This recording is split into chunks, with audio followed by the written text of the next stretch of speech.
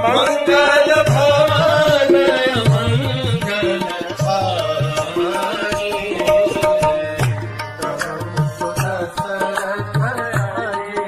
हरे कृष्ण। राम, सीता और लक्ष्मण वनवास में हैं और दंडकारण्य में कई वर्ष गुजर गए। अब प्रभु राम को अयोध्या छोड़ करके लगभग 11 वर्ष हो गए थे। एक दिन एक तालाब में राम, लक्ष्मण और सीता तीनों अपने पैर डुबा करके दोपहर की धूप में शांत बैठे हुए थे कि सीता अचानक बोल उठी कि हे प्रभु, मैं जब भी किसी तालाब में अपने पैर नीचे डालती हूँ और शीतलता महसूस करती हूँ, मुझे हमेशा वो मंदारकिनी जो साधु थे उनके द्वारा जो निर्मित तालाब था उसकी याद आती है। और प्रभु राम कहने लगे, निश्चित रूप से वो एक ऐसी कथा है जो शायद हमने पहले कभी नहीं सुनी और शायद हम आगे कभी ऐसी नई कथा सुनेंगे। लक्ष्मण भी इस बातचीत में बीच में आ टपके।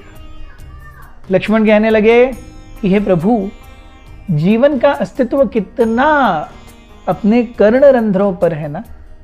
वे कहने लगे कि अगर हमारे कर्ण रंध्र अच्छे से कार्य कर रहे हैं तो हम भगवान का नाम ले सकते हैं, भगवान का नाम सुन सकते हैं, अच्छे से अपने जीवन को यापन कर सकते हैं।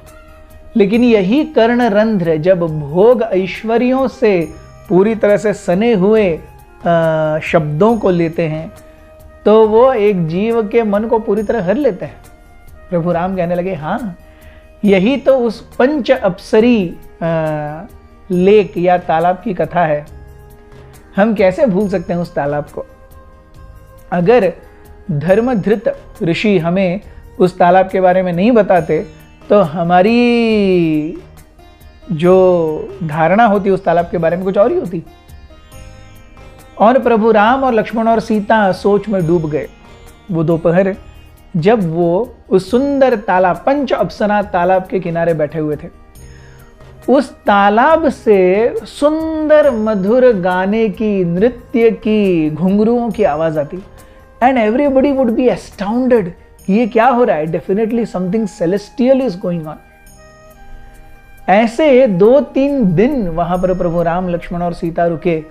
They would enjoy the music and they would feel this is something heavenly, this is something beautiful.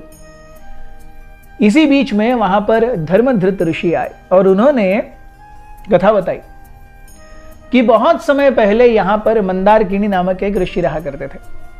बहुत गहन तपस्याओं में डूबा करते थे। इन तपस्याओं में डूब करके बाहर की चकाचौंध और ऐश्वर्य और भोग से अलिप्त होने के लिए उन्होंने इस तालाब का निर्माण किया और इस तालाब के नीचे बहुत गहरे में जाकर के वो तपस्या करने लगे।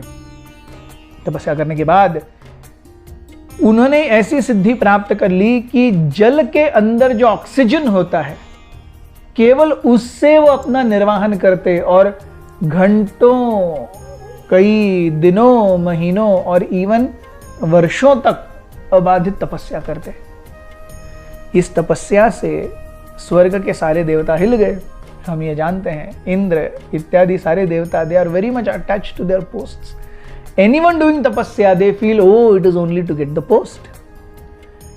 सो उन्होंने क्या किया कि स्वर्ग की 5 सबसे सुंदर अप्सराओं को चयन किया और उन्हें कहा कि आप इस साधु मंदारकिनी के पास जाइए और उनकी तपस्या को भंग कीजिए। ये 5 अप्सराएं अपने नृत्य कौशल, गान और हाव भाव में इतने प्रवीण थीं कि उन्हें पूरी तरह ज्ञात था कि बहुत समय तक कोई भी व्यक्ति उनके द्वारा इस सुंदर म्यूजिकल और डांस परफॉर्मेंस को और हाव भाव को देख करके अपने आप को रोक नहीं पाएगा।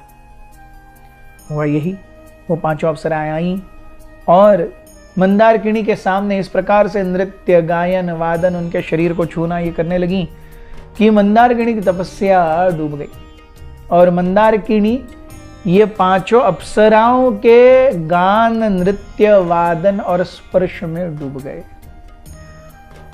और तब धर्मधृत ऋषि ने कहा कि यही गायन है जो आज भी चल रहा है और आप आज भी सुन रहे हो।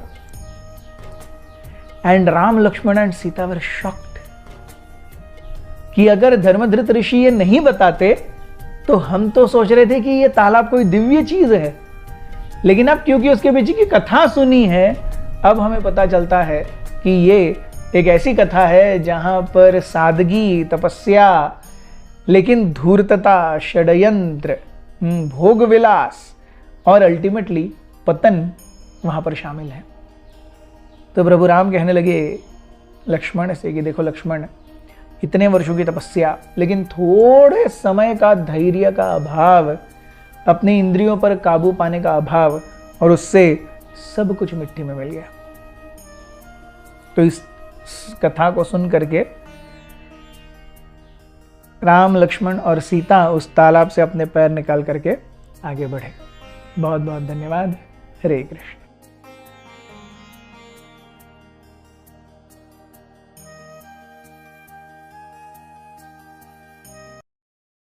हमारे साथ श्री रघुनाथ तो किस बात की चिंता, हमारे साथ श्री रघुनाथ तो किस बात की चिंता, शरण में रख दिया जब माथ तो किस बात की चिंता, शरण में रख दिया जब माथ तो किस बात